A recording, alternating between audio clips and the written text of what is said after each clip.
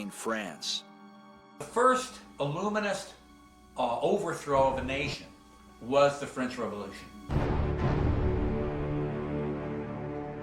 Most of us in our world history classes were pretty much taught that the French Revolution was glorious and that the French monarchy was terrible, and so the public finally rose up and broke into the Bastille and took the guns and went out and had a revolution and kicked out the monarchs. That's what we grow up with, but that's not the fact of the matter. A group of radicals surfaced in France known as the Jacobin clubs that were organized under the direct inspiration of the Bavarian Illuminati. In 1793, Alois Hoffmann, the editor of the Vienna Journal, wrote, "I shall never cease to repeat that the French Revolution has come from Masonry and the Illuminati." The Jacobins vowed to destroy the monarchy and sought to establish what they called a new world order. The French government was the most liberal in all of Europe, was the least likely to be in need of a revolution. In 1789, an artificial shortage of grain was created by Illuminist manipulations of the grain market. This produced a famine so intense that it brought the nation to the edge of revolt. The conspirators held up the food supplies and blocked all reforms in the National Assembly to exacerbate the situation, and the populace starved. With the Jacobin propaganda, the people blamed the monarchy, King Louis XVI and his queen, Marie Antoinette. Antoinette is famous for having said, "Let them eat cake," in response to the starvation of the people. But modern researchers expose the phrase was set down earlier by philosopher Jean-Jacques Rousseau in 1766, while Marie Antoinette was only 10 years old. As one source writes, the saying was attributed to Marie Antoinette in 1789 by radical agitators who were trying to turn the populace against her.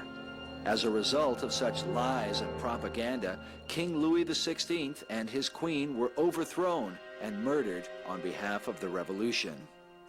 King Louis seems to have been a more compassionate ruler than historians often credit him for. When the revolutionaries broke into the royal palace, his Swiss guard was slain because they were ordered not to fire upon the people. At his execution, Louis said, "I pardon those who have occasioned my death, and I pray to God that the blood you are going to shed may never be visited on France." The Bible says concerning governing authorities, "There is no power but of God. The powers that be are ordained of God. Whosoever therefore resists the power, resists the ordinance of God, and they that resist shall receive to themselves damnation."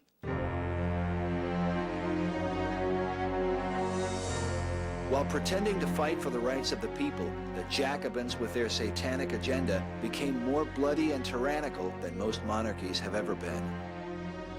Terror was rampant in the streets of Paris. The full horror of government by Satanism was being played out, complete with human butcherings and cannibalism.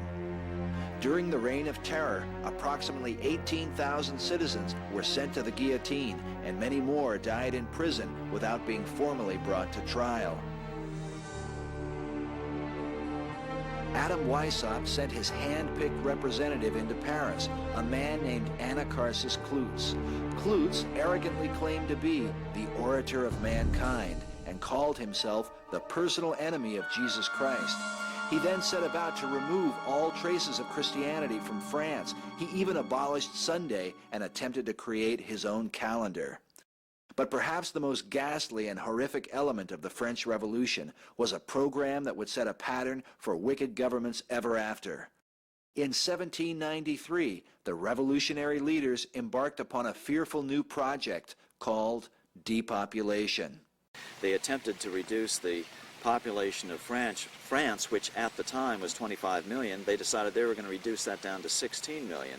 Why? Because there was high unemployment as a result of the French Revolution. So their answer to unemployment was kill about 9 million people.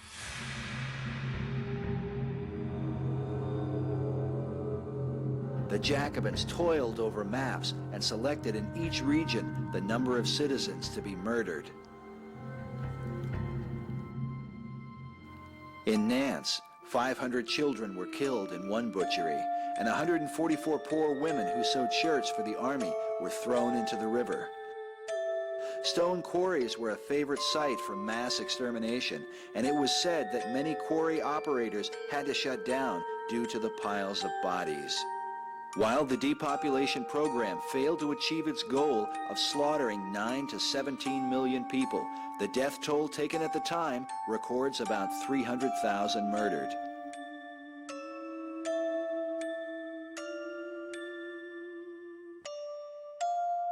More than a century later, Adolf Hitler would refer to his Nazi movement as the exact counterpart of the French Revolution.